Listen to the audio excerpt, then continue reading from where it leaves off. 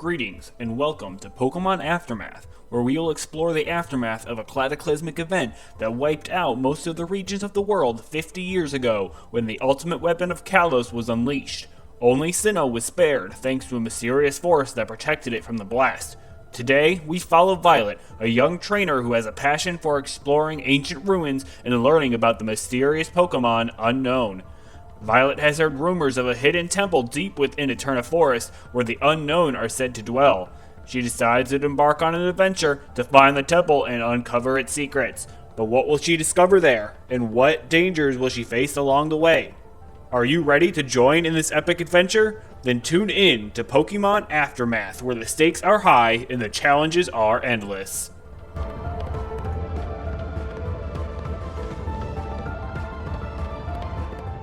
Alrighty, so welcome to Eterna City. As you are walking into Eterna City, you notice that it is incredibly crowded. So much to the point where it looks like those kind of Asian markets that you see in movies.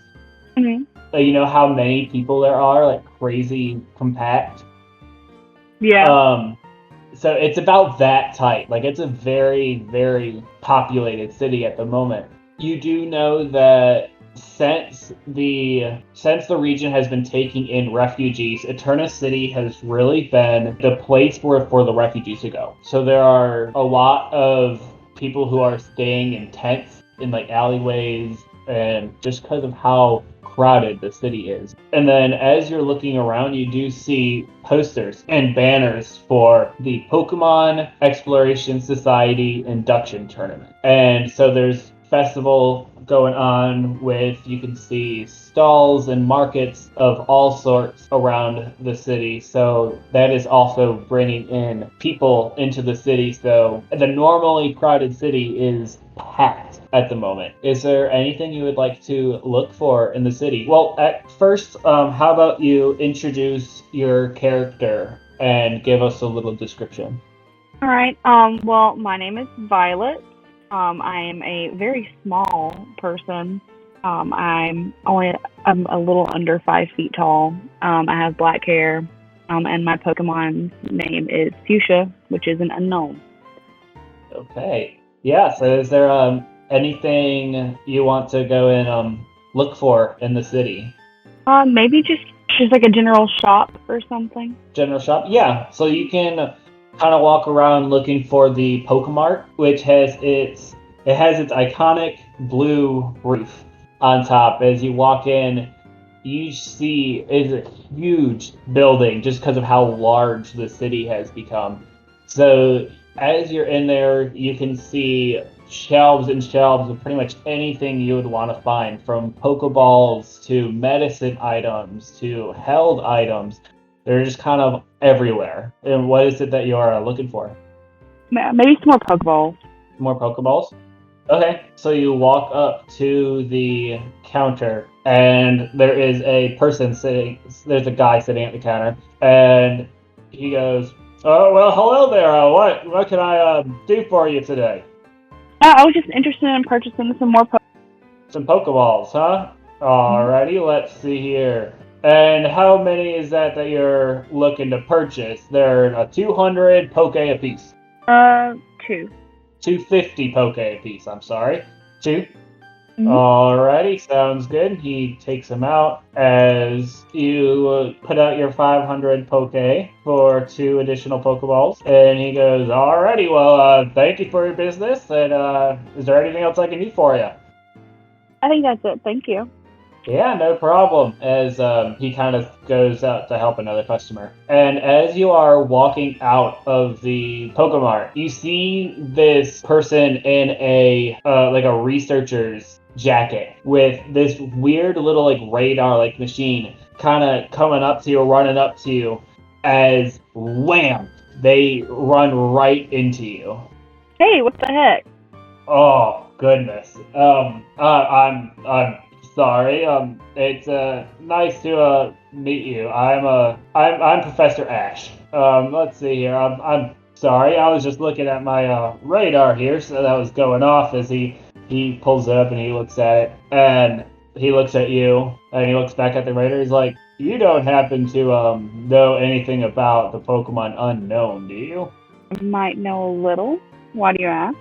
Because my radar here, and he shows it to you with the little flashy red light on it, is meant to detect the presence of Unknown, and it looks like it's pointing directly at you.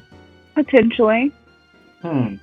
Well, I potentially might have something that would interest you if you potentially knew anything about the Unknown. I happen to have a unknown named Fuchsia. You do? Mm-hmm. Is Fuchsia out with you, or is she in her Pokeball? I guess she'd be out with. Okay. So Fuchsia kind of like apparates, and he goes, "Whoa! Let's see. That's a nice specimen you got there. You said its name is Fuchsia? Yeah. Well, hi Fuchsia." And he kind of hands out a berry for Fuchsia, and Fuchsia's like, "Unknown," as the berry kind of lifts off of Professor Ash's hand, and you just see part of it disappear, and then another part, and then the berry goes away, and there's like a little happy eye on Fuchsia's face. She's like, "Unknown, unknown," and Professor Ash goes, "Oh, that's a nice Pokemon you got there. Let's head to the Pokemon Center. I might have something that might interest you." All right. So you guys go to the Pokemon Center, and Professor Ash kind of sits down at a table, and as you join him, he kind of leans in and whispers to you, and he says, "So, according to my device here, it says that there is some sort of signal, like an unknown signal, coming from inside Eterna Forest, and it's a pretty large signal here. And I didn't really want to go by myself, but I was wondering if you might want to join me into the Eterna Forest to kind of find what we're looking for." Sure. I don't see why not. Alrighty, let's see here. It would probably be better to go during the nighttime, because that's when the Unknown are more known to be more active. Let's see. Do you want to say maybe 8 o'clock tonight? Sure.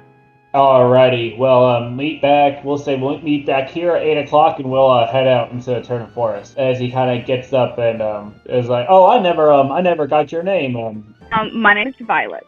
Alrighty. Well, it's nice to meet you, Violet. I'm Ash. Let's see here. So, meet back up here at 8? Sounds great. Alrighty. And he kind of gets up and walks out of the Poké Center. And as you kind of follow suit, you do see a flyer on the inside of the Poké Center that says, "Don't forget to enroll in the Pokemon Exploration Society's tournament. Make sure you have your 300 Poké fee, and make sure you sign up before time runs out." Lovely, I'm broke. So, alright, so what do you do? How can I make another 100 Poke in the next 4 hours? Well, you have things in your inventory you could sell. Uh-huh. If you want, you could roll like an intuition check to try to see if there might be any sort of odd jobs you could do real quick. Okay, I'll do that. 13. 13. Alright, yeah, so as you're kind of walking around the city looking for some way to make some poke, you come across the berry shop in town, the florist shop, and as you walk in, just asking, if there's any sort of odd jobs you can do for 100 poke, the lady at the counter goes, "Oh, well, I actually do need somebody to harvest my berries for me here. If you want to just do that, and I'll show you out to the back real quick where all my trees are." Perfect. Alrighty, so she takes you out to the back of the shop, and there are just berry trees upon berry trees. You are like on the outskirts of town. And so are you just go ahead and you're picking berries? Yep. Alrighty. I need you to roll a perception check for me. Oh, that's terrible. That's an 8. Okay, so you're going and you're picking berries off of these like leafy, bushy trees. Mm-hmm. And all of a sudden you go to grab one and it tugs back. But I guess it doesn't tug back, but it it's very difficult to take off the tree. Like, you're not really having any luck getting it off. Does it move? So, do you keep tugging? No, I'm gonna back up and just like stare at it. So you kind of back up to stare at it, and you see kind of shifting, like the leaves kind of shift to reveal this little black face with a little black beak and two tiny little yellow eyes kind of come out of the leaves that kind of shift, and it's just like me. And you have your Pokédex, so you can scan it with your Pokédex if you want. Yes, I would actually love to do. Oh, it's cute. Alrighty, so it says, so it's loading, and it says, Burmy, the bagworm Pokemon. It covers itself with a cloak to shelter from the cold. When it's hot, its cloak is thinner. Even if it is born where there are no cocooning materials, it somehow always ends up with a cloak. And it's just kind of sitting there looking around like, who's trying to take my berry? Like, what's going on? Can I try to catch it? You can try to catch it without damaging it if you want. If you damage it, it will make it easier to catch. But I'll give you advantage on the throw of the Pokeball because it hasn't really noticed that you're there yet. All right, I changed dice. So let's see how this goes because that other one crap. All right, so that's a 13, so it'd be a 12. Yep, that'll hit. So you go and you throw this Pokeball at the Burmy as it's like as you surprise it, and it kind of transforms into this red energy, gets sucked up into the Pokeball. Oh my god, you're so lucky. And it hits the ground and it shakes once, and it shakes twice, and it shakes a third time. Ding! Yeah! Burmy has been added to your Pokédex. Heck yeah. So you're like, heck yeah, all right, and you are kind of going, you're finishing picking up the berries, and you come out with a big basket. She goes, all right, let's see, you have several baskets of berries here, so let's see, I'll give you 500 Poke for all of them for your time. Does that sound good? Great. Great. Alrighty, so now you have 700 Poke. Alrighty, and what do you want to do now? What time is it now? It is probably about 6:30, 7 o'clock. Okay, I'll go back and sign up. I have my now. Okay, so you go to where they're signing up, which is in front of the Eterna City Gym, and there's this gentleman sitting at the counter. He looks really tired, like he's been here for a long time, and he's ready to be done. And he goes, welcome to the Pokemon Induction League sign up. Who are you, and do you want to sign up? My name is Violet, and I do. Alrighty then. Let's see. First, I need to see your trainer's license. Alright, so I'll present. Alrighty, and he looks at it, and he makes sure everything's alright, and he gives it back to you. He goes, alrighty, and is there any additional Pokemon you would like to register with the tournament in addition to the rental Pokemon you will be given for tournament purposes? I guess not. Alrighty then, so the only Pokemon you plan on using in the tournament is the Pokemon that you are being rented, is that correct? Yes. Alrighty, sounds good, and he writes that down, and he pulls out, kind of shuffles around, and pulls out a Pokeball. He goes, alrighty, it's a Pokeball with it has a light blue top, and has kind of like the imprintation of a snowflake all across the top of it. He goes, alrighty, this is your rented out Pokemon. It has a tag on the inside of the Pokeball that tells you what it is and what it can do. It is to be used in tournament purposes only. Let's see here. And I feel like I'm forgetting something. Let's see. I need your 300 Poke fee. Here you go. Alright, sounds good, Miss Violet. We are all set here. Thank you so much. And we'll see you in the tournament. Perfect, thank you. No problem. And he just God, I hate this job. Just kind of under his breath. Alrighty. And what do you do now? I go back and wait for him to meet me. we'll say at that point in time was when you were kind of getting to know Emerald a little bit. All right. Okay. So you were sitting in the Pokemon Center, just kind of playing with your new friend Emerald the Burmy, and if you want, while I'm talking here, you can check out its her moves and traits and ability and that kind of thing. As 8 o'clock hits and Professor Ash comes in, he goes, "Well, I'm glad to see you here. Are you ready to get going?" Yeah. Alrighty. Well, let's get started here. We're gonna head out to Eterna Forest and start looking for going in the direction of the signal here. All right. So he leads you out of town, and by the time you get to Eterna Forest, nightfall has hit. As you enter into Eterna Forest, it is dark. The canopy of trees completely shades out any light that there would be from the moon and the stars. Though as your eyes adjust, you do see that there are several different kind of regions of Eterna Forest.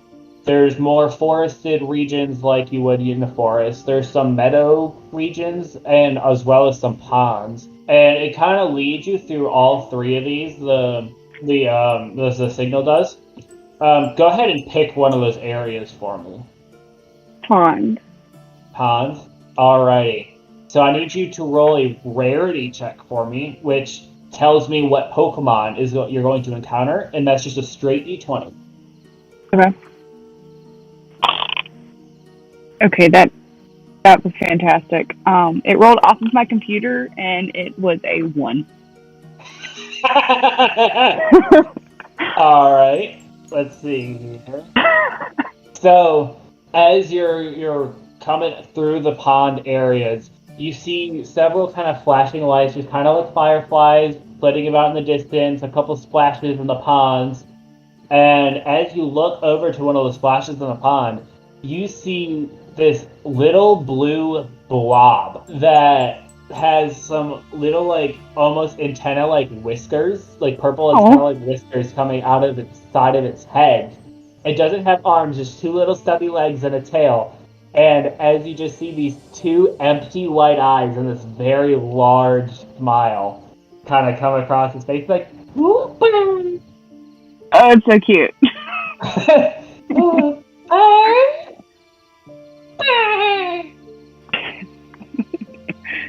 Alright, I want it sees me though, right? Oh yeah, it sees you. I don't want to damage it though. I just try to catch it.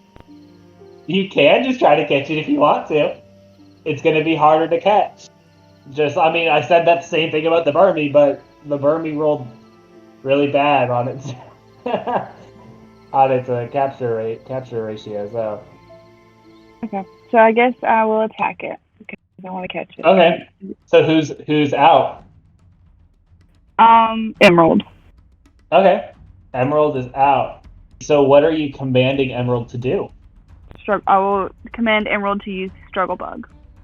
Okay, so you're gonna roll the hit. That is a 13. 13. Okay, so it hits. So you command Emerald to use Struggle Bug as Emerald just kind of shakes its cloak, and all these little, they almost look like little tiny green gnats kind of come out of Emerald's cloak and go and kind of start swarming the Wooper. That is 9 plus 10. So 19. Just a 24. 24. Okay, so this Wooper is looking kind of rough at this point, but it is going to shoot a water gun at you, at Burmy. So it does hit, so that's 19 damage coming towards you. Only gonna be 4. Yep, so you're only taking 4 water type damage. Okay. As Wooper kind of brings up this water into his mouth as its cheeks kind of puff up, and this spray of water just blasts towards Emerald. As Emerald gets hit with this water and just kind of rustles its leaves and shakes it off almost like it's nothing. Alright, I would like to try to catch Wooper now. Okay, so you're going to throw your Pokeball. So you're going to roll your d20 and then minus the 1. That was a 1. This one's going dice steel too. So it's a 0. So you go to throw the Pokeball and you just hit Emerald in the back of the head as the Pokeball shatters. Oh god, that was terrible. And now it is Whooper's turn again. It is going to use Water Gun again. Okay. Oh, I rolled a 3. So Whooper goes to shoot this Water Gun at Emerald again. Emerald just kind of swings out of the way as the Water Gun kind of shoots right past it. As it is your turn again. Okay. I'm gonna try to catch Whooper again with a different D20 because that was bullshit. Okay. Alright, that was a 17. And did I add anything to that? No. You'd -1 for your attack. Okay, so 16. Okay, that'll hit. Okay. So the ball shakes once. It shakes a second time. And then Whooper bursts out of the Pokeball and fires another Water Gun at Emerald. Okay. And it fires off this Water Gun as Emerald's kind of little stretchy stem just kind of uncurls like a slinky as it goes straight through one of the curls as Emerald kind of slinks back up as it dodges the water gun. All right. I'm going to have a struggle bug again. Okay. Yeah, so go ahead and roll the hit. So that was a 13. Okay, so that hits. Go ahead and roll your damage. So that is 9 plus 10, 15, plus my special attacks at 5. So 20. Holy cow. Alright, so you go and you hit this Whooper with more of those kind of shiny green gnats that go and start attacking at Whooper. And as the gnats kind of dissipate, you see Whooper is like looking really rough. Like it's holding on, but it's looking rough. As it's going to try to shoot you with another Water Gun. That one's gonna hit. So 18 special damage coming your way. Alrighty, and Emerald shakes off this Water Gun like she did the last one. And now it is your turn again. Alright, I'm trying to catch this Whooper again. Okay, throw your Pokeball. Oh my god. What'd you hit? What'd you throw? Once again. You throw the Pokeball and it just rams right into a tree and shatters. Oh my Jesus. It's gonna try to hit you with another Water Gun because that's like the only move that it can do. Every D20, this is ridiculous. Oh, I rolled good on that one. Let's see, that's 21 special damage coming your way. 6. Alrighty, and so it is Emerald's turn again. Okay, I'm gonna try to, and I'm using the 6th D20 out of my freaking bag. Okay. Bullshit. Throw your Pokeball. Alright, that was an 11. That'll hit. Okay. So you have done a lot of damage to this thing. Yeah, I didn't want to hit it again. It shakes once. It shakes twice. And Whooper bursts out of the Pokeball again. Are you kidding? As it fires another Water Gun. Fucking intense battle. Professor Ash is just like, what the hell is going on? As Whooper fires this Water Gun, and Emerald scurries slightly out of the way as the Water Gun shoots faster. And hits Professor Ash directly in the face and gets them all wet. As it is your turn again. I'm trying again. Okay, roll it. I swear to God. Alright, that's the 15. Okay, that's gonna hit. Alrighty, let's roll this. Okay. The Pokeball shakes once. It shakes twice. It shakes a third time. Click. Whooper has been added to your Pokedex. Jesus. And Professor Ash just looks to you, just like, was that really necessary? You haven't been at this for very long, have you? Look here. Like, even I haven't made the mistake of hitting my own Pokemon in the back of the head with a Pokeball. We're not gonna talk about it. as you continue towards the signal, and you're walking probably for about another 10-15 minutes or so as you guys come across this small kind of abandoned wooden shack, which is what it looks like. This is where the signal seems to be coming from. So what are you doing? It's kind of looking around. Okay, roll a perception check. 15, and then it's plus 4, so 19. Okay. So you're looking around and you notice this one little eye kind of scurry past one of the windows of this old abandoned house. Did it run back behind something and hide? It just kind of, you saw it briefly for a second and then it scurried away. But it is inside the house. Can I have Fuchsia out now? Yeah, you can let Fuchsia out. Unknown. As she just kind of bumping, kind of like jumping around in the air and kind of doing circles, spinning circles around you. I mean, can I attack it? I mean, we can't really see it because it's... You can't see it. Okay. You're still decent ways away. You're still probably about 40 feet away from the house. Okay, well, I'm going to try to get closer. Okay, so you and Professor Ash kind of try to get closer. Do you point this out to him? Yeah, I guess so. Like, hey, did you see that? Yeah, it looked like a big eye, right? Mm-hmm. All right, let's go take a look. As you guys kind of go closer to the house and open the door, and as the door opens, you see nothing inside. It's just an empty, rundown house. There's like a bed, there's some tables, but it all looks old and abandoned now. There's nothing. Is there anything on the walls? So, as you look at the walls, there is an old painting on the wall that looks like it's a painting of Eterna City from the distant past, where there are people kind of celebrating around a big statue in town.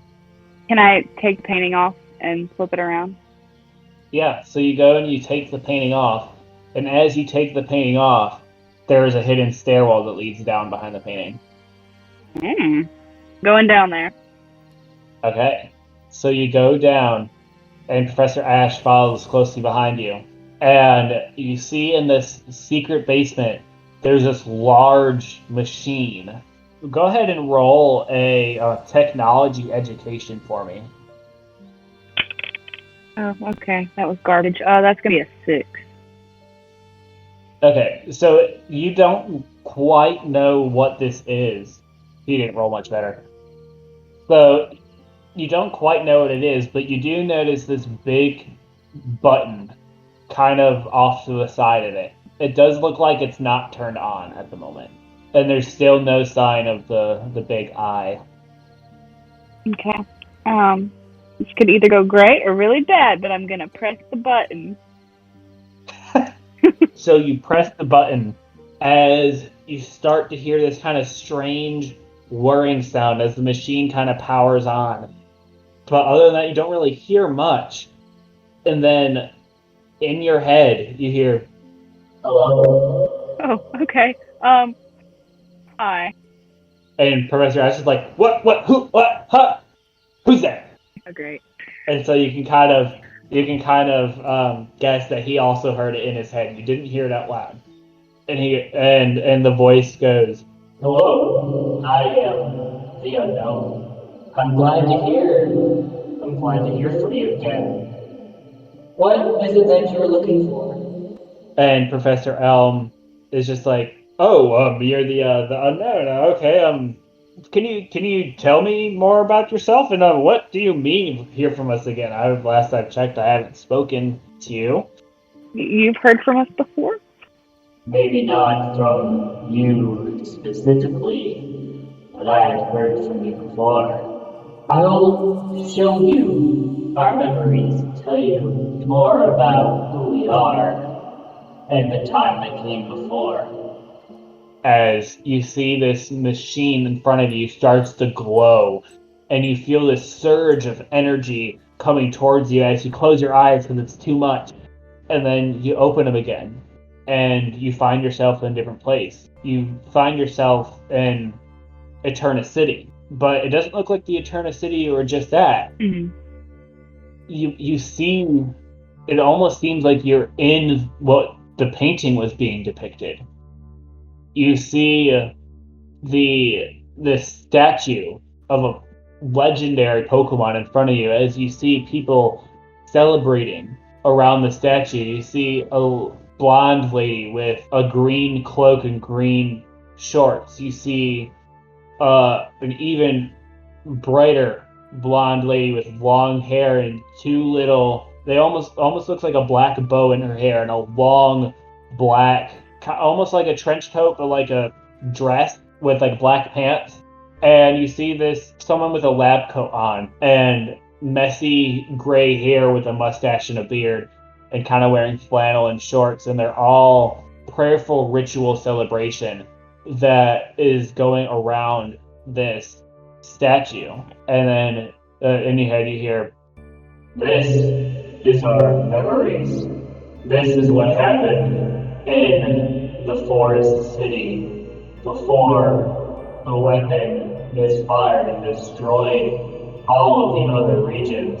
And this was when we were called upon to protect this region from the blast. and as they're saying that, you kind of realize that you can like move around and you can interact with the environment. Just you can't talk to any of the people, or you can't change anything that's near them. But you see as there's kind of this flash, almost like a light speed kind of like tunnel going through, as you are now in a cave. And you see this woman who is kind of sitting in prayer to this mural of Unown in like a circle, almost like an extra dimensional space, which is what the mural is depicting. And the Unown says, We used to be worshipped by the people of Unown as messengers of the legendary Pokémon Dialga and Palkia, so we do have some influence over time and space, if there are enough of us there. and the tunnel comes back, as this time you actually don't quite know where you are. You're in this weird place where up looks like down, and mountains that look like they could be thousands of feet in front of you. You reach out your hand and you touch the side of them, and 1 second you're you, and then the next second you're an old woman, and then a child, and then back to yourself again, as you see this large creature with tendrils coming out of its back flying towards you. And as it reaches you, you see the tunnel come back, and you're suddenly back in the basement. Okay. That last memory is of the present. Make sure you have what it takes to find it. And the machine kind of stops glowing and hums down. And it says, and Unown says, I hope you enjoyed our memories and learned something from them. There is a gift that we have for you. and you hear your Pokedex kind of ding. And as you look at it, you see that there is a map with an X on it. It says, There is something special for you and any of your compatriots that might come along with you on your journeys. Well, goodbye for now. as you hear a click as the machine turns off and you no longer hear the Unown. And Professor Ash kind of turns to you and is like, what the hell was that? I'm not sure. Did you see the lady and the mountain I could touch? Yep. And Yep. What the fuck? I'm not sure. And he's just kind of sitting there staring at the machine. And he goes up and he presses the button again. And it just click. Presses it again. Click. Click. Click. Click. And he's like trying to get it to turn back on and it won't. Is there anything else in this? No, there isn't. The only thing in that room is the machine. Okay. Is your radar still detecting anything? Oh, that's a good question. He pulls it out and he pulls out the radar and it's dark. Alright, well, I guess we head back out. I guess so. And he kind of gets up and starts walking out of the house and starts walking back. Are there any other places you want to check out before you leave? Can we go to the meadow on the way back? Oh, he goes, yeah, I suppose so. Go ahead and roll a rarity check for me. Alright, let's hope it's better than it was before. Yeah, that Whooper cost you like all of your Pokeballs. 11. 11? Okay.